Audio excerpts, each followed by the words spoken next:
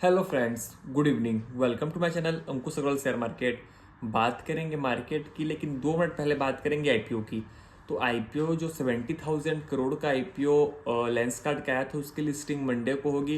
लेकिन समझने वाली बात ये है कि जैसे पहले अर्बन कंपनी का लिस्टिंग हुआ, तो अर्बन कंपनी का इतना ज़्यादा डिमांड बना कि शेयर का जो प्राइस था, मेरे को लगता है 200 भी हिट कर गया। लेकिन 200 से धीरे धीरे धीरे धीरे सरकते सरकते नीचे वापस आ गया। तो प्रॉब्लम यही होगी कि अगर आप ओवर वैल्यूएशन वाली कंपनी को ले लोगे तो लिस्टिंग डे को अगर आप हटा दो, तो लिस्टिंग डे हटाने के बाद आपका 1 साल 2 साल 3 साल कितना खराब होगा पता नहीं किसी को।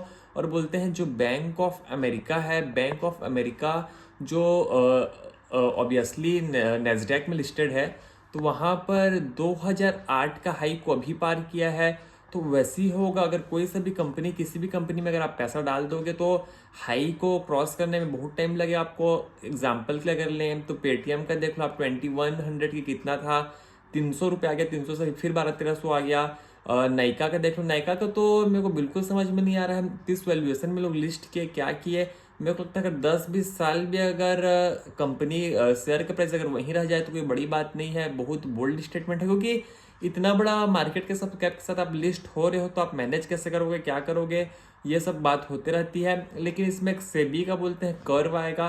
सेबी का कर्व ये आएगा कि बोलते हैं कि शॉर्ट सेलिंग के ऊपर मतलब पूरा सख्ती करेगी सेबी, जो साउथ कोरिया में चलते आ रहा है। साउथ कोरिया में ये है कि जैसे अगर आपको शॉर्ट सेलिंग करना है, तो फॉर एग्जांपल अगर रिलायंस का शेयर प्राइस है 1500, एग्जांपल के मान के चल रहे हैं, तो 1500 अगर रिलायंस का प्राइस है तो 1499 होगा तो आप शॉर्ट सेलिंग नहीं कर सकते, 1498 होगा तो शॉर्ट सेलिंग नहीं कर सकते, 1497 होगा तो आप शॉर्ट सेलिंग नहीं कर सकते।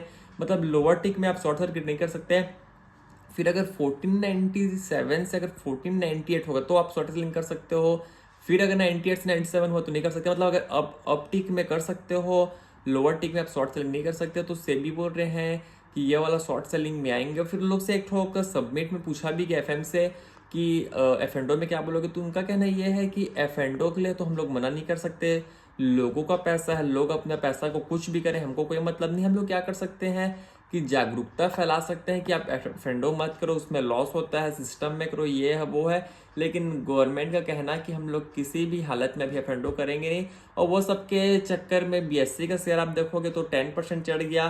तो मेरे को लगता है किसी भी न्यूज के बस आने की देरी है, ऐसा बस्ट होता है कि शेयर के प्राइस होते हैं। और मेरे को लग रहा है कि जो रिजल्ट जिस कंपनी के अच्छे आएंगे वो तो इस मार्केट में सरवाइव कर लेगा, लेकिन जिस के रिजल्ट अच्छे नहीं आएंगे और जो हाई फाई ऑलरेडी बढ़ चुका है उन लोग के हाई पे टाई होगी। क्योंकि प्रॉब्लम वाली बात यह है, अगर कोई सा कंपनी बहुत ज़्यादा गिर चुका है और रिजल्ट खराब भी आ रहा है तो एक प्रकार से और ज़्यादा नहीं गिरेगा। लेकिन जिसका प्राइस एकदम स्काई रॉकेट हो चुका है और रिजल्ट अगर थोड़ा बहुत भी निराश करेगा, धुलाई पिटाई जरूर होगी।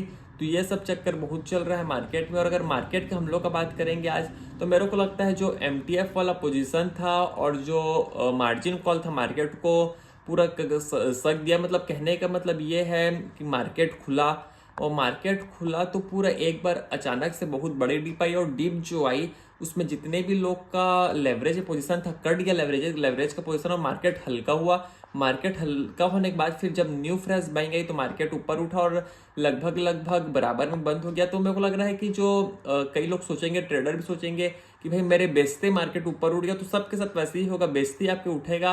और आप भी क्या बेचे हो, आपको तो मार्जिन कॉल है, आपको बेचना पड़ गया। तो ये सब होते रहेगा मार्केट में, क्योंकि मार्केट का ट्रेंड अभी डिसाइड नहीं है। आप सोचोगे कि आज मार्केट बराबर हो गया, इतना नीचे से ऊपर आया, तो इसमें ये कंफर्म नहीं हो रहा है कि मंडे को मार्केट चढ़ेगा गिरेगा। ये सब अभी बहुत ज़्यादा कंट्रोवर्शियल है और बहुत ज़्यादा एप्रीहेसिव मोड में है मार्केट। लेकिन देखते हैं क्या होता है। यहीं तक रखते हैं, आपसे फिर मुलाकात होगी, तब तक के लिए थैंक यू।